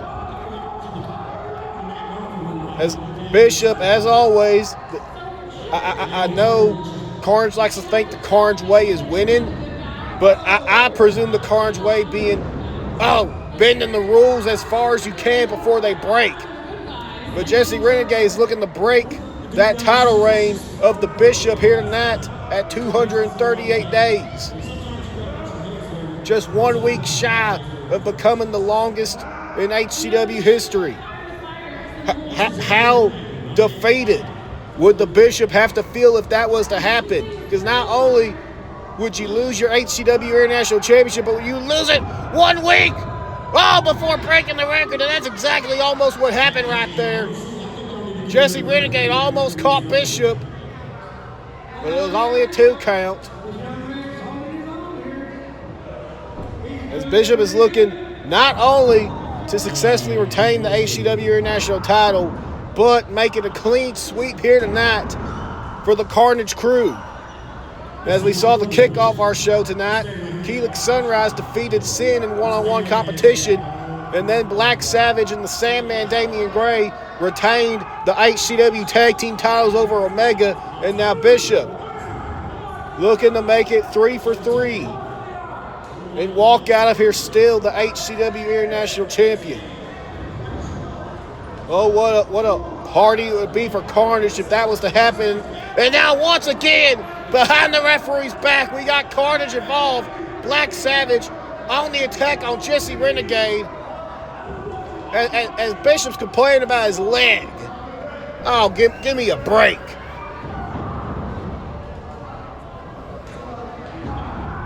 There's Bishop now, stomping away at Renegade. Oh, looking to break Renegade's leg like Bishop was complaining about his. And this is not farewell if you are... Oh, Jesse Renegade! I ain't never seen that before. I mean, we see the leg and the foot DDT quite frequently, and that's actually a calling card of the Carnage playbook, but I've never seen it while the opponent was standing. Got to give credit where credit is due sometimes. And I'll give credit for the Bishop. That was innovative. As now, and this is where I got to remove the credit, because if Bishop retains the HCW International title tonight, it won't be Bishop. It'll be all of Carnage retaining that title tonight. As Bishop chop blocking Renegade down.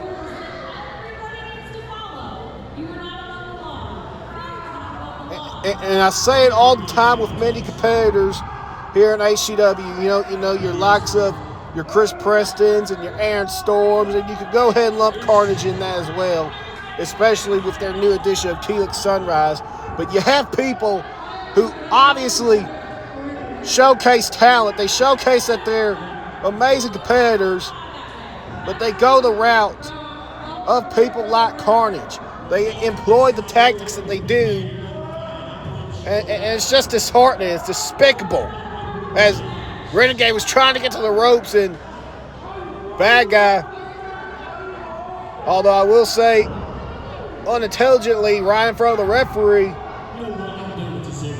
as they was getting a scolding by referee Dalton. Of course, Carnage and referee Dalton, they definitely have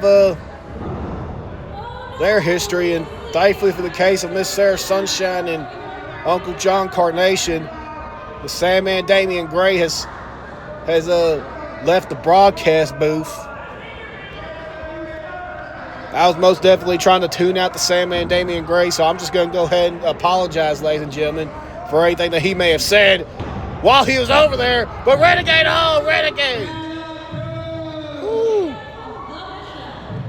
Oh, Josiah was going to apologize for another thing, and that was how much of a fool Josiah would have been acting had Jesse Renegade gotten the 3 count right there. But you gotta wonder, especially after the assault on Jesse Renegade's leg, how many more of those does he have in him? How many more times can he try to catch the Bishop off guard? How much more power can he put behind everything? And we're seeing a little bit of that right now. He's still got some power to throw in those punches. The stability is just there, just enough for him to keep going. Renegade takes down the Bishop. Drop kick. Renegade trying to ignore the pain, relying on that adrenaline rush. He's getting from the crowd here tonight. Beautiful corner European uppercut by Renegade. And that Renegade, coming in hot and heavy is Jesse Renegade. Because he is indeed your boy. That's my boy. That's old Josiah Henderson's boy. Russian leg sweep by Renegade. And both men are down. Has the adrenaline worn off for Jesse Renegade? Was the flurry of offense enough to help Renegade out. Oh my goodness! No! The adrenaline has not worn off just yet for Renegade. Hold on, hold on. You damn right indeed. Here comes your boy. Oh, coming in. And Renegade. Wait a minute, hold on. We got some commotion on the outside. Wait a minute. Speak of the devil from earlier. It seems like Adam Shepard wants to cash in his briefcase to make this. Oh, hold on. We got a scuffle on the outside now. Carnage is preventing Adam Shepard from cashing in his briefcase. Renegade Pat. Oh, no, no, no, no. Renegade. His eye got taken off the prize. But what was going on outside? And Bishop now has Jesse Renegade up. K5. No, come on. Not this way. No. And ladies and gentlemen, not only has Bishop retained the HCW International Championship, but Bishop has solidified himself. He is going to go on by the next time we see y'all at HCW Red Dirt Riot on June 13th. Bishop would have officially become the longest reigning HCW International Champion of all time. Bishop has done it. All thanks to a distraction by the brawl happening on the outside between Carnage and the Heartbreakers. Bishop has now etched his name into history as the longest reigning HCW International Champion in history, and referee Dalton realizes that is exactly what he has ensured here tonight by counting 3. I told you the history between referee Dalton and... Oh my God! Oh, no, no, no, no! No! Put him down! Take it! No! Dalton trying to stand up for himself. Tired of constantly being berated and belittled by Bishop and the rest of Carnage. And he paid for it with a K5. But regardless, ladies and gentlemen, the news story of this matchup, and possibly the whole night once again, ladies and gentlemen, just news story on top of news story on top of news story here tonight. Tonight is a big night in HCW, as on top of everything else that has happened here at HCW Main Massacre, Bishop is your longest reigning HCW International Champion of all time, thanks to his win tonight over Jesse Renegade.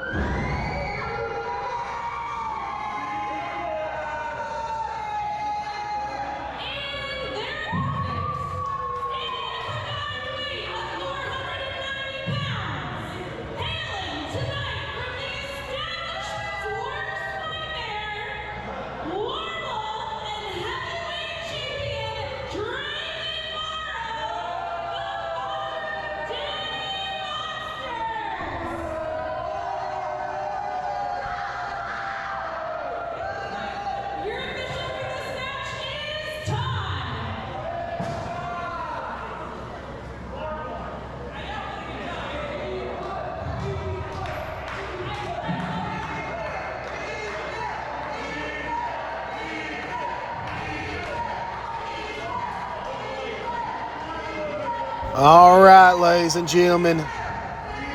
Whew. After the incredible night we've had here at HCW May Massacre, it all comes down to this main event, ladies and gentlemen. The modern day monsters versus the establishment.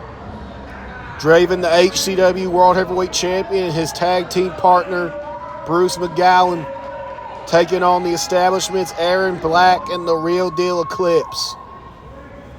Now remember what the stipulation is, folks. It is a very high risk but high reward stipulation for the establishment. If the establishment win, whoever gets the pinfall in this matchup will get a HCW World Heavyweight title opportunity at Draven Murrow in the future. But if the establishment lose, then neither... Oh! Aaron Black, hold on a second. Aaron Black coming out of the gates here. He knows how important this tag team matchup is because, as I stand, folks, as Miss Sarah Sunshine said in the ring introductions, if the modern day monsters win, then none of the establishment get an HCW title opportunity for 1 full year. Think about that, folks. Eclipse, Aaron Black, Joey Knight Jr., he's not even a participant in this matchup, but his future in Haybarn Championship Wrestling is on the line as well in this one. I know like Joey Knight Jr., he's all tied up with Matthew De Luna and Leslie Lorenzo right now, but think about that. Like, a year is a very long time. And Aaron Black and Eclipse, I think they realize that. Eclipse, obviously, he wants to get another shot at Draven Murrow in that HCW World Heavyweight title. Because after we saw last month at Spring Anarchy, Eclipse's obligated rematch went down the drain by disqualification. And disqualification that Eclipse didn't even actually do. As Draven Murrow coming in, but Aaron Black using his quickness to his advantage. And as we saw last month at HCW Spring Anarchy, behind the referee's back, Draven Murrow put Eclipse's foot right up his own uprights to make it look like Eclipse low blow Draven behind the referee's back. And when the referee turned around, all he saw was the illusion that Eclipse low-blowed Draven Murrow. And the referee, that referee being in the ring right now, Senior Official Todd, called for the disqualification. And Draven Murrow retained the HCW World Heavyweight title by DQ. As the Real Deal, he's in the ring now. He wants the world champion. He wants Draven Murrow. Oh, wait a second, folks. Oh, boy. And oh, here comes Bruce McGowan. Bruce coming in, hopping Eclipse. Trying to use what quickness advantage he may have. Trying to duck and dodge, bob and weave. Get his shots in. Oh, when he can. But I think that's going to tick off this monster more than anything is Bruce now. Has Eclipse in his grasp. Oh, Eclipse is up. Oh, and he goes down. We have not seen Bruce McGowan since Mary Case Mayhem 2024. We last saw the Modern Day Monsters in tag team action at Mary Case Mayhem 2024. Oh, against the Heartbreakers. We have not seen them as a unit since then. And you gotta be wondering, folks, is that where part of this takeover that Draven Murrow and now parts of the rest of his family are trying to accomplish here? Oh, and HCW isn't because of that long exile. Oh, from their last appearance in Haybarn Championship Wrestling. Because Draven Murrow, we didn't see him for a full year after that matchup. Made his return at Mary Case Mayhem back in 2025, a full year after his last appearance, taking on Joey Knight Jr., and that's where this whole debacle with the establishment started for Draven Murrow. Now we're seeing Bruce McGowan back with him as the modern-day monsters here tonight. We saw Asa Morta in action, victorious earlier in the night as part of our ever-growing women's division. As Aaron Black now mocking Draven Murrow, and a little poetry in motion, if you will, by the establishment. And I gotta say, folks, I know the establishment has been a unit for a while now, and with Aaron Black involved in the establishment, they've been a unit for a little over a year as far as Aaron Black's involvement in the group. But, ladies and gentlemen, I hate to break it to anyone who's pulling for the establishment at home, but this is the very first time, at least in HCW, that Eclipse and Aaron Black are teaming together in 2-on-2 action. And ladies and gentlemen, that is a daunting task when you think about the experience that the modern-day monsters have together as a unit, as a tag team. I mean, for goodness sakes, Murrow and Bruce, they have made their names across promotions all over Arkansas and even across to Memphis Wrestling. They have faced tag teams. They have gone toe-to-toe with tag teams of the like of the Good Brothers. Yes, those Good Brothers. Carl Anderson and Luke Gallows. That's the type of competition that Draven Murrow and Bruce McGowan have gone up against. They thrive in that competition. The real deal Eclipse and Aaron Black have not even been close to being in that type of environment and that type of fire. And to add on top of that fact is that their 2-on-2 tag experience it does not even compare. It's not even worth mentioning when you compare it against Draven Murrow and Bruce McGowan of the modern day monsters. As Bruce now rolling up Eclipse. Almost had it right there. We almost saw a scenario. We were almost about to start living in a world where none of the establishment could challenge for the HCW World Heavyweight Championship for a year. As Bruce now trying to desperately get to Draven Murrow. But Aaron Black using his quickness right there to get to Bruce. And dropping the elbow. Aaron Black definitely knows how important this matchup is.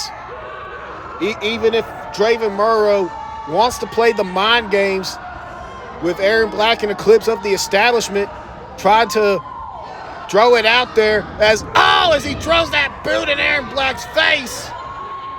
As senior official Todd trying to get Draven out of the ring, and Bruce now crawling and making sure he takes Aaron Black with him away from Eclipse. That's that tag team experience I was talking about earlier. Most people will have just crawled to their corner to get the tag, but then leaving the risk of their opponent also getting attacked. Bruce, he made sure to grab Aaron Black and drag him with him. Use that size advantage he has over the arrogant prodigy to make sure he was staying on their half of the ring as Draven Murrow, the HCW World Champion, dissects Aaron Black and now going for the cover. That was close. And Draven, not only does he dissect the body physically, but he dissects the body mentally. He dissects the mind. And Draven Murrow coming in this matchup, trying to play mind games with the establishment, trying to plant seeds of doubt. And of course, we've seen that before within the establishment. We've seen the trust issues in the past. But it seems that those trust issues are a thing of the past. That they're long gone and have been dealt with. After everything that Eclipse, Aaron Black, and Joey and I have been through, As Bruce in the cover. Oh, and Aaron Black got the shoulder up. But Draven leading into this matchup, trying to replant those seeds. You know, he asked Eclipse, like, hey, I know you want your HCW World Heavyweight title back real bad. Oh, but what are you going to do if somehow, some way, Aaron Black is the one that gets the pinfall and Aaron Black is the one that gets the title opportunity? And I mean, we've heard from Eclipse. Eclipse would not mind. Eclipse would be happy for his brother. But are those words true? Is that the reality of the situation if Aaron Black is the one to get the pinfall for the establishment? That is a scenario Draven is trying to offer into the mind of the real deal Eclipse. Draven, like I said, trying to sow those seeds of doubt within the establishment, those seeds of mistrust, those seeds of maybe professional jealousy. As Eclipse has had enough of Draven's mockery. As senior official Todd trying to get the real deal out of the ring, as Bruce now illegally in the ring on the attack on Aaron Black. As senior official Todd now, I love Todd. Well, this is the second match in a row that he has refereed now involving Draven Morrow, where he's calling things that he didn't necessarily see. I can offer leniency on what happened last month at Spring Anarchy, because, I mean, when you watch the tape, you know, you got to look at it from Senior Todd's perspective. All you see is a foot go up in the air, and Draven Morrow reacts, so you're going to think, oh, yeah, low blow.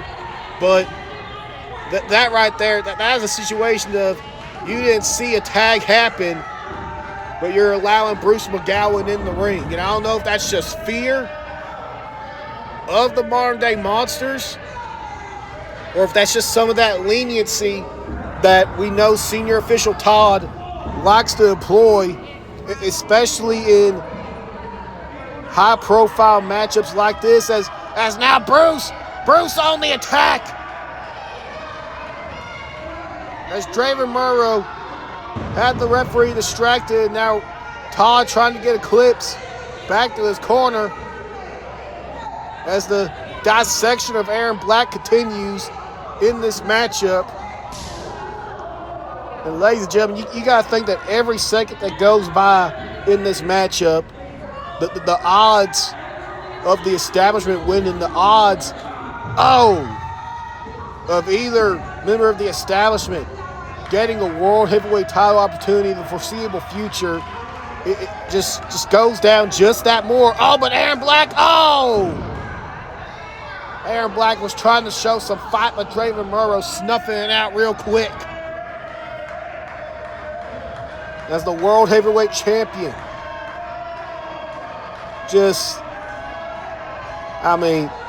at this point, he's just playing with his food at this point. He wants everyone to know how dominant he is. He wants everyone to know and understand that he is the top of HCW right now. But Aaron Black squirming at him. Oh, baby, here comes the real deal. Down, bam, bam. Ping-ponging the modern-day monsters with the haymakers. And now, just leveling Bruce McGowan. Whips him into the corner. Here comes Eclipse. Oh, Stinger splash by the real deal. And now Eclipse sizing Bruce up. Bam! Slamming Eclipse now. Got Bruce hooked. Oh, right Russian leg sweep. And now Eclipse calling for Aaron Black. What they got going here? Oh!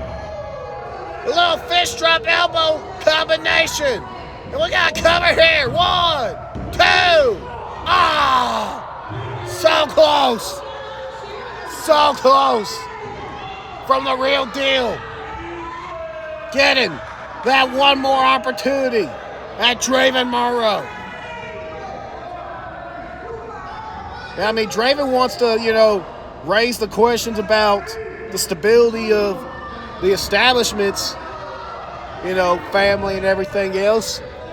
Old Josiah wants to raise a question. Oh, that's Bruce using that power advantage to stop the momentum of Eclipse. But old Josiah Henderson wants to raise a question that I don't think has been asked yet, or at least been harped on too much. How would Draven feel as, Bruce, baited Aaron Black in and just takes him out? But how would Draven Murrow feel if Bruce was to get pinned by a member of the establishment and then have to force, Draven to defend his title against either Eclipse or Aaron Black, and that is a distinct possibility, ladies and gentlemen. And Draven trying to come from behind, and Eclipse locking him in. But Draven countering. It takes Eclipse down. And now Draven on top of the situation here. And now, Aaron Black called the kick. Draven picking Aaron Black up. This could be lights out for Aaron Black. Aaron rolling up Draven. 1, 2, 3. Oh my goodness. Did that just happen? Aaron Black is pinned. The HCW World Heavyweight Champion, Draven Murrow. The establishment win at HCW Massacre.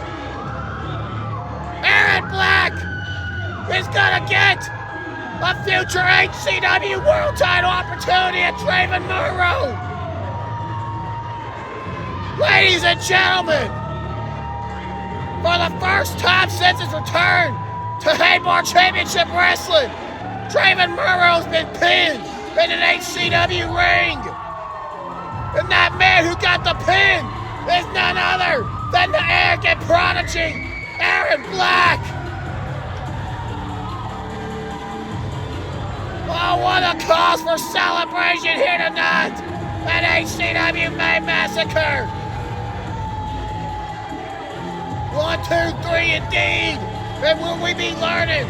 Well, relearning, I should say, our ABCs.